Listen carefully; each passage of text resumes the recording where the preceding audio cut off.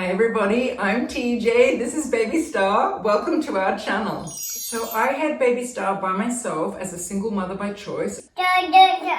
So when I gave birth to her, I was actually 48 years old. At the end of my pregnancy, when I think I was 37 and a half weeks pregnant.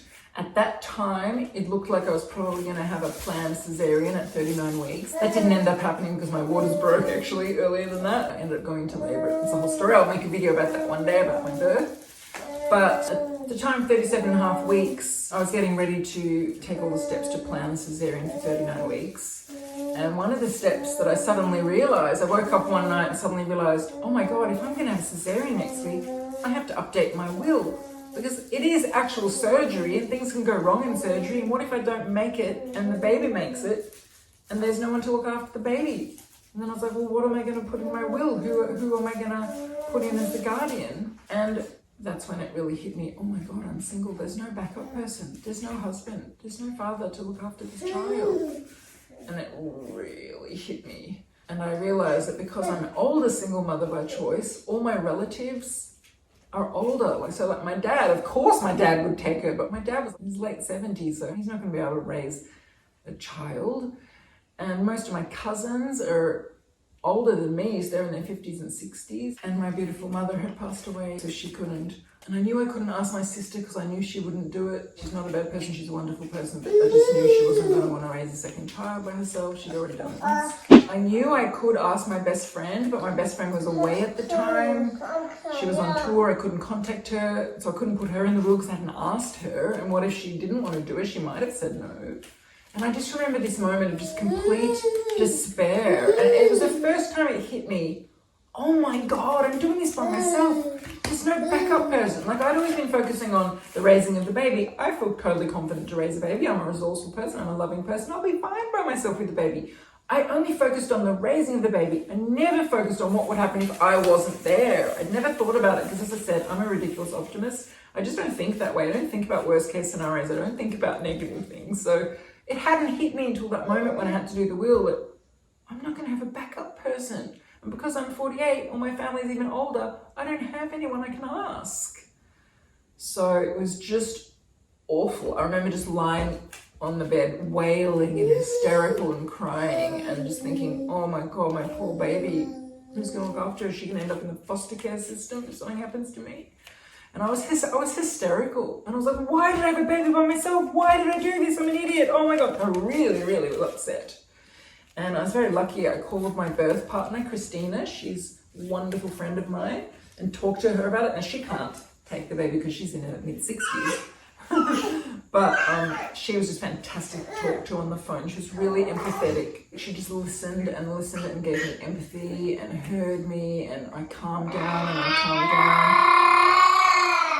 And by the end of that conversation, I was feeling calm again, and I realized that there was something I could put in my will to get me through this cesarean in case something happened to me during the cesarean. I realized I could give my father the power to choose who would look after the baby because I hadn't lined that up. And if something was to happen in my cesarean, yes, my dad was too old to become the guardian of the baby, but he's a wise man who I adore and I respect and I trust him. He would be able to choose someone who could adopt her. So I wrote that into the will, and I wrote a list of all my girlfriends, starting with my closest friend through to any other friend I thought might be open to maybe adopting my baby if something happened to me, with all their numbers so they could contact them. And if the worst came to the worst and none of my friends wanted to take her, then I trusted him to find a couple who would adopt her and that he would choose the best people for that. And that really calmed me down. Obviously, I got through the cesarean, I was fine, and since then I've had time to put real solutions in place, and I have asked my best friend and she has agreed to be the guardian, and now actually ironically so many of my friends have fallen in love with this baby that they've all said, don't worry, if anything ever happens to you, we all want to adopt her. So that was fun. But at the time this happened, I hadn't yet had the cesarean, I hadn't yet given birth, I didn't know what was going to happen, so I had to really face this. What if I don't make it? Or what if something else goes wrong in the birth, not a cesarean? What if I end up going into labor and somehow I don't make it? Like, women don't always make it. What am I going to do? So that moment really forced me to come face to face with the fact that I was single, I was older, I was doing this without my family living nearby, and my family were all much older, and there was no backup person. And that was the only moment in my whole pregnancy where I really wished I wasn't single. I really wished I had a husband, and it was just so that I would have a guaranteed backup person if something happened to me. That was definitely the hardest moment of my entire pregnancy that night. Now, obviously, I also had a hell of a lot of hormones in my body. I was 37 and a half weeks pregnant, so that was probably why also fueling some of that hysteria that I was feeling, but it was a real thing to have to face. I definitely had two really hard moments during my pregnancy where it hit me that I really wished I wasn't single. One when I lost my license and one when I had to do that will. But other than those two moments, I actually really felt fine being single and pregnant, apart from my kind of continual wanting to meet a partner that I had had my whole life. That was no different from before I was pregnant to when I was pregnant.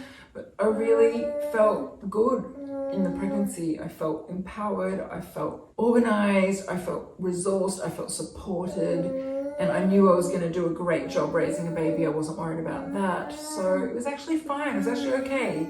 I mean, yes, crazy hormones. It would have been nice to have had a lover at the time. I didn't have one, but I didn't necessarily need to have a partner for that. Honestly, beyond even my feelings of being empowered and kick-ass and resourceful and all of that, the biggest feelings that I felt during my whole pregnancy that trumped everything else I was feeling, whether single or not, was just this feeling of complete awe. Just complete awe. The whole pregnancy, and still now, I can't believe I managed to have this baby at the age of 48 by myself, and I couldn't believe I was pregnant. And it was kind of like all the years I'd been dating and drama and relationships and breakups and are we compatible and does he want children and all of that. I skipped all of it. I just got an embryo and put it in my stomach, done. And it was kind of a bit in shock through the whole pregnancy that I hadn't had to deal with all the relationship drama and the dating and the being single and the meeting a man and does he want a baby and does he want to get married, and I just skipped it all. So there was definitely a feeling through the whole pregnancy of kind of like shock and awe at like how easy this had been. Now, obviously, fertility as a single mother by choice is not always easy. Sometimes it takes many, many rounds. But in this case, once I had accepted that my eggs were too old and I opened to using a donor egg, I got pregnant the very first time. So there was this feeling of, this has been really easy. This has been miles easier than trying to find a partner. I spent 40-something years trying to find a partner, and then I did one attempt and I'm suddenly pregnant. So that was kind of the biggest feeling the whole time. Doing this by myself has been so much easier than going down the relationship route. And honestly, above even all of that shock and awe, I just felt so much gratitude. So grateful for the miracle of that pregnancy. So grateful when she was born. So grateful now for the miracle of this little angel. That's just trumped anything I have ever felt at any point. Oh, I'm sure a partner or any of that. Like, all of that is trumped by gratitude. Because I just love her so much. I'm so crazy about her. I felt so grateful to be pregnant at my age. The whole thing was just a miracle. It still is a miracle. Every single day, I just feel gratitude every single day. Big love to all of you mamas and all of you future mamas. We're sending you so much love, so much baby dust.